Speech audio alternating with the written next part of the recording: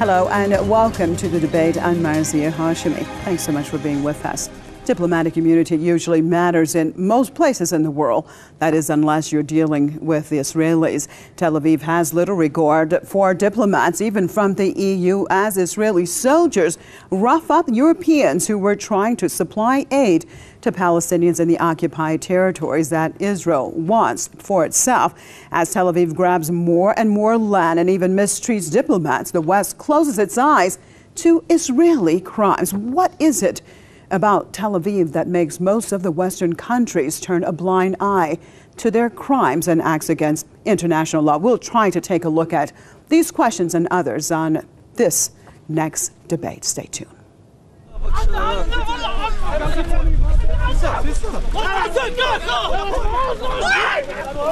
Kirbet al-Makul village, the occupied West Bank.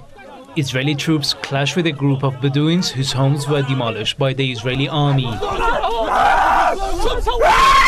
A man gasping with pain as he lies on the dirt. Earlier, the Israeli army roughed up a group of European diplomats who had come to help out the displaced Bedouins in the Jordan Valley village. Minutes later, a European diplomat is forced by Israeli troops to roll in dirt. Israeli forces yanked French diplomat Marianne Fesneau-Casson out of the aid truck and confiscated the vehicle. She felt a pinch of the humiliation that Palestinians go through every day at the hands of the Israeli soldiers. The Israeli forces' manhandling of the European diplomat triggered her harsh reaction. They dragged me out of the truck and forced me to the ground with no regard for my diplomatic immunity. This is how international law is being respected here. The Israeli forces prevented the diplomats from carrying out their mission, which later triggered Palestinians' anger. The United Nations says 10 families, including 16 children, were displaced after the Israeli army bulldozed their homes. They came to us farmers with their bulldozers and they demolished everything and scattered us all, even 4- and 5-year-old little children. No human being could act like this. They destroyed everything and left nothing at all. Israel says the area is a closed military zone, but the Bedouins say they are the owners of the land and not Israel. These are lands owned by people, and they have certificates. They have been on this land for dozens of years. The United Nations Office for the Coordination of Humanitarian Affairs says Israel has destroyed more than 500 Palestinian houses in the West Bank and mostly in the East Jerusalem Al-Quds since the year start of 2013. More than 860 people have been left homeless as a result. Add to that Israel's non-stop settlement building in defiance of the international community and in violation of international law. Under the UN Security Council Resolution 446, Israeli settlements in the occupied Palestinian territories are illegal.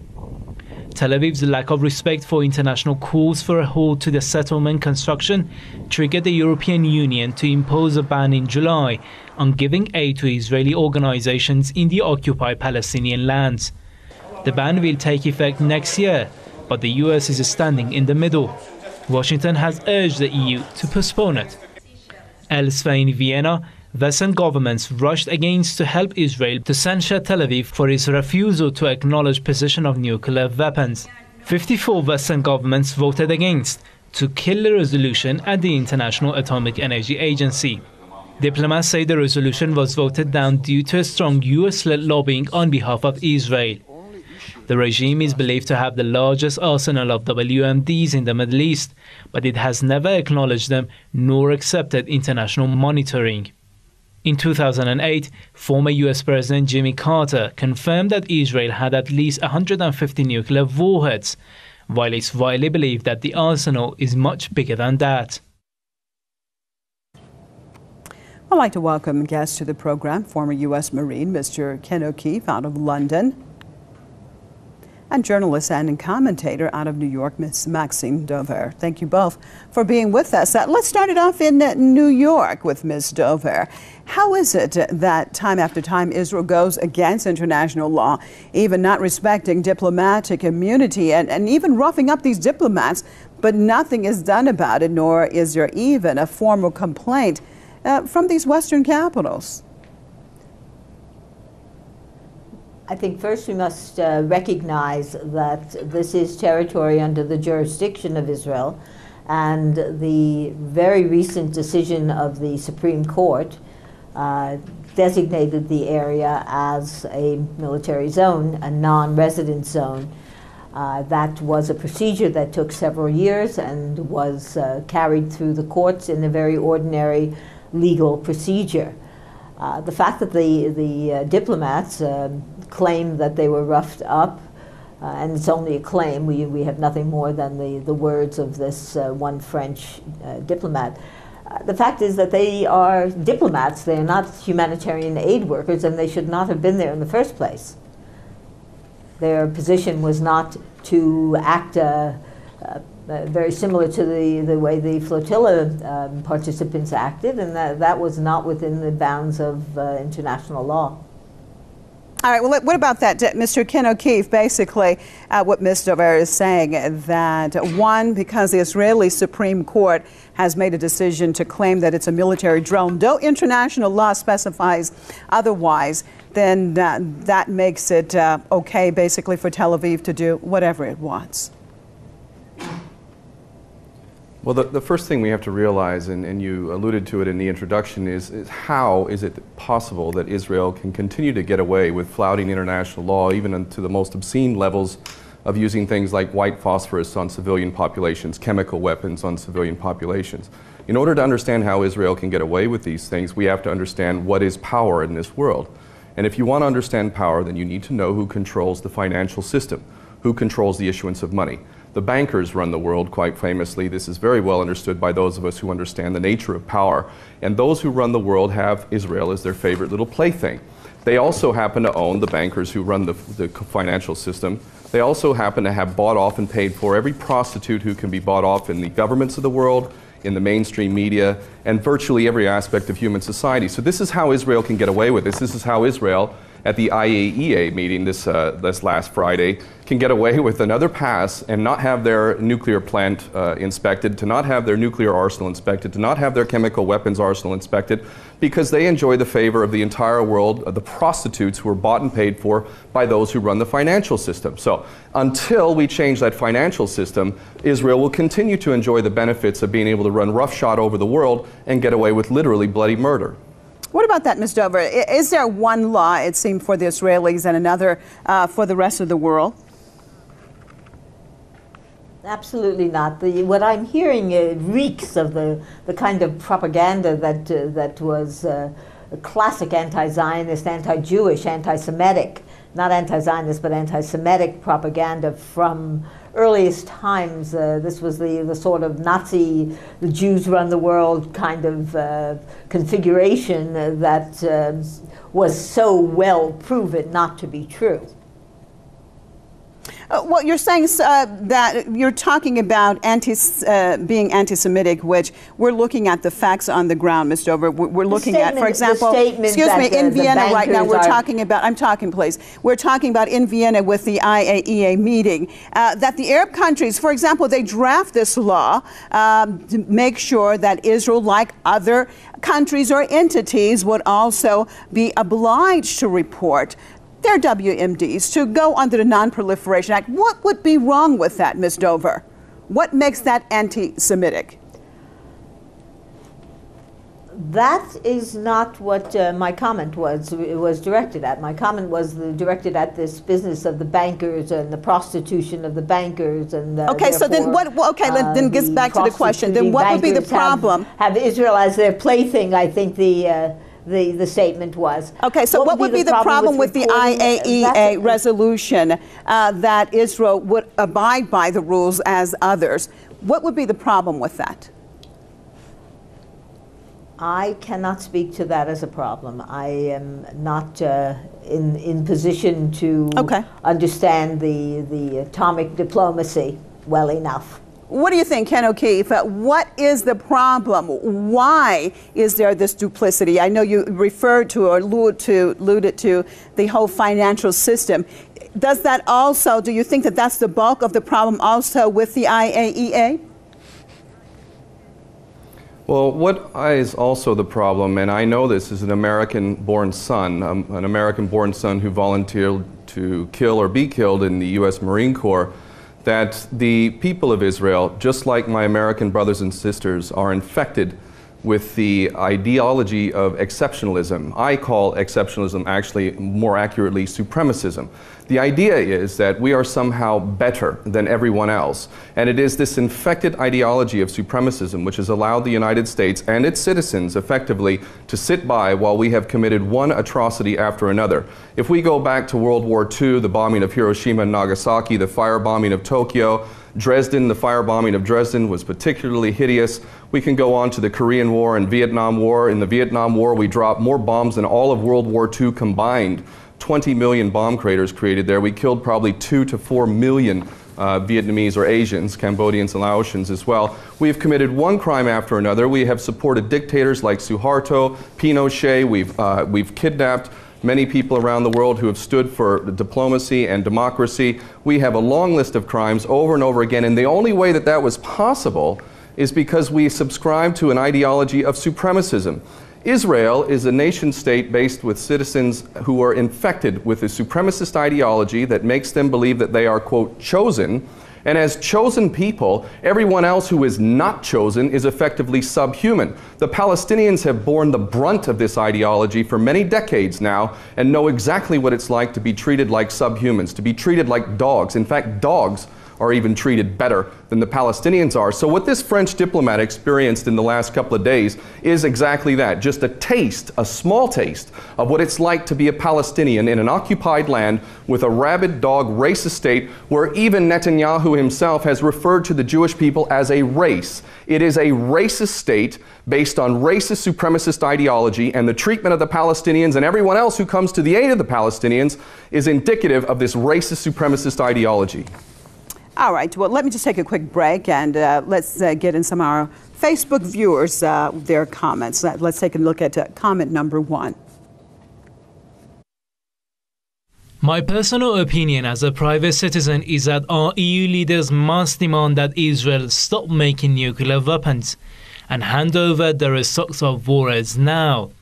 How dare they demand of other nations in the region what they don't respect themselves?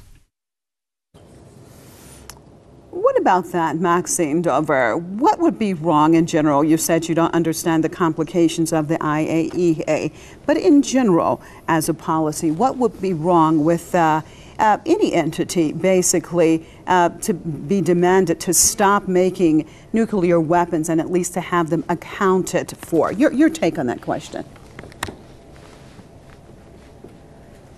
I will not say that that is wrong. There is a responsibility of every nation to abide by laws given to every nation, and with the expectation that all nations would in fact abide by the laws. That it's a circle. Yes, nations should be abiding by the laws, and should there be differentiation? I don't think so. However, the concept that my colleague in London has promoted of the chosen people as a concept of racism is absolutely not. It is absolutely wrong. You know, there are those who say chosen for what, and chosen to be a light unto the nations, chosen for additional responsibility. This concept of the chosen comes from the acceptance of the laws of the Torah, the original acceptance, and that is the reason for the choice. There were no other nations, according to historic myth, that were willing to take on such laws.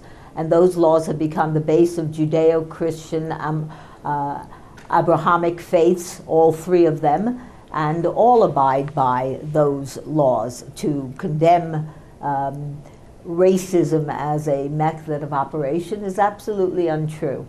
I do not see, if one goes to Israel and one looks at the dichotomy of the people who are Israelis, certainly they are not of one race, as my colleague in London would seem to indicate. There are whites, there are blacks, there are browns, there are Arab-based Jews, there are Jews from Ethiopia, Jews from Europe, Jews from America. Okay. These are not, and there are Jews from Asia. This is not one race. This is a people who've chosen to be together by their common philosophy. What about that, Ken O'Keefe? People chosen to be together by common philosophy. Your take, because it seems that those people, though, are on occupied lands and trying to confiscate more and more of Palestinian lands. Your take, Ken O'Keefe? Well, it's beyond laughable, really. A Jewish person cannot marry a non-Jew in the state of Israel because it is a racist state. It is the Jewish state. A Palestinian who can prove his background and even has deed titles to land in Palestine cannot return to Palestine. Yet a Jew anywhere in the world who can trace their Jewish hereditary path can return to the state of Israel. This is a racist policy. Not only that, but the laws for the Israeli citizens and the few Arab citizens of Israel is totally different from that of the non-Israeli citizens who are occupied in the West Bank.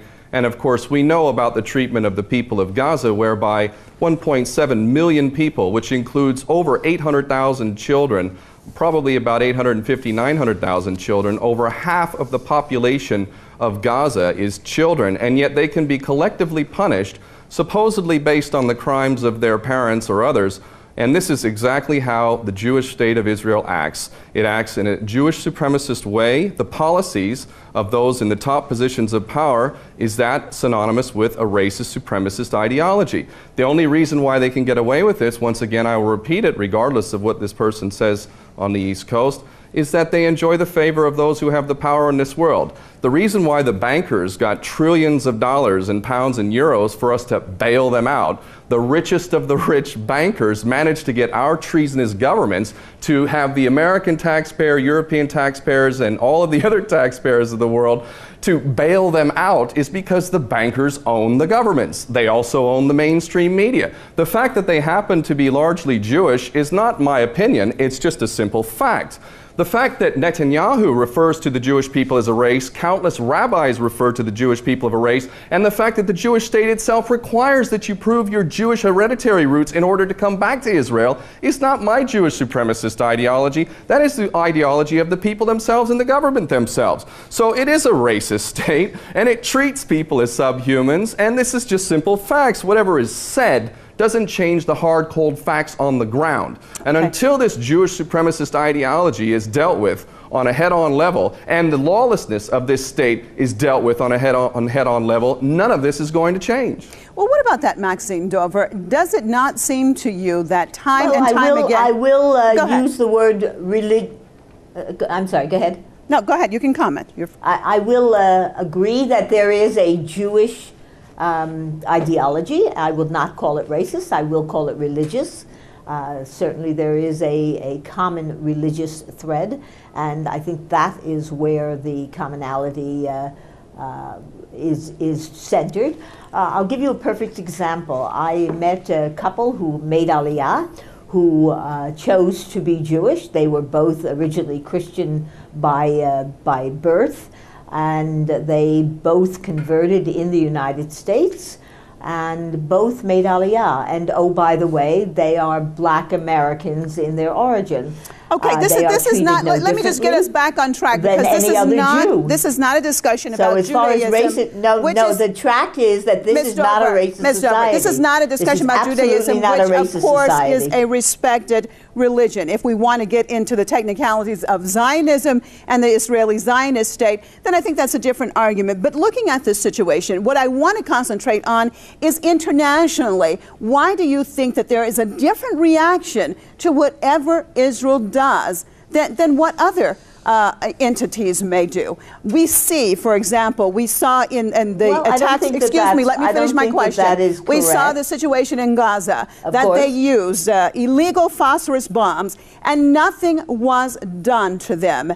And now we see in many situations, for example, like right now we see in Syria, the international pressure that has been put for an alleged use of chemical weapons by Damascus, which has not been proven.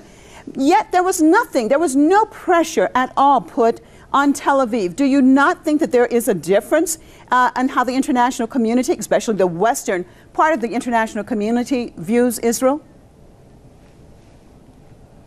Well, I think that you are forgetting the UN report that condemned Israel and that had to be dealt with and had to be But what happened to Tel Aviv? And that there were... What happened, define your question.